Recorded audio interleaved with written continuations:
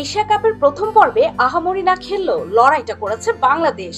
যদি কিন্তু সমীকরণ পেরিয়ে সুপার ফোরে টাইগার অধিনায়ক লিটন কুমার দাস হাজির হলেন অন্য অবতারে।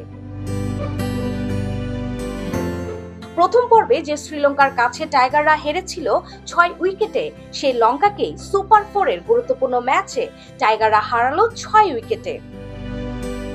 এশিয়া কাপের গুরুত্বপূর্ণ ম্যাচে লিটন কুমার দাসের এমন ঘুরে দাঁড়ানোতে অনেকেই মুগ্ধ হয়েছেন। তার অধিনায়কত্বের প্রশংসাও করেছেন অনেকে। লিটনের ক্রিকেট শিক্ষার প্রতিষ্ঠান বিকেএসপিও তার এমন পারফরম্যান্সে মুগ্ধ।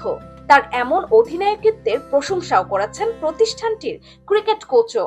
তার বর্ষিয়ানা ক্যাপ্টেন্সি আমার মুগ্ধ করেছে। ও যে এত ভালো ক্যাপ্টেন্সি করতে পারে, ওর বোলিং হ্যান্ডেলিং দেখে আমি অনেক অভিভূত। লিটনের নেতৃত্ব ভারতের সামনেও বড় চ্যালেঞ্জ ছুড়বে বলে মনে করছেন তিনি। যেমন সাইফ যে খেলা খেলছে, তারপরে হৃদয় অনেক দিন পর আবার ফর্মে ফিরে আসছে, তারা যে স্বাভাবিক খেলাগুলো খেলছে, আমি আশাবাদী আমাদের ছাত্রদের মধ্যে বা আমাদের বাংলাদেশ ক্রিকেট প্লেয়ারদের মধ্যে জিতার যে মনোভাব, জিতার যে স্পৃহা, জিতার যে আকাঙ্ক্ষা জাগ্রত হয়েছে। আমি এই টিম নিয়ে অনেক আশাবাদী।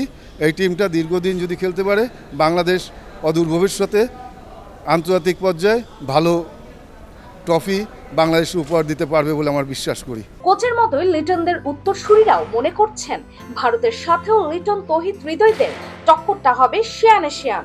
হার-জিত কার হবে তার চেয়েও বড় কথা, লড়াইটা হবে জমজমাট। ব্যক্তিগতভাবে সাইফ হাসানের পারফর্ম ওপেনিংয়ে যেভাবে সুন্দর খেলতেছে, পাওয়ার প্লে ইউজ করতেছে, আমার কাছে খুবই ভালো লাগতেছে। ইন্ডিয়া অনেক ভালো ফর্মে আছে। আমরা যদি ইন্ডিয়ার মতো টিমের সাথে জয় নিশ্চিত করতে পারি, এটা আমাদের কনফিডেন্স, আত্মবিশ্বাস অনেক বাড়াবে সামনের ম্যাচগুলোতে। ইন্ডিয়ার সাথে আমরা যদি জিততে পারি, অবশ্যই আমাদের ফাইনালের দিকে এক ধাপ আমরা এগিয়ে যাব।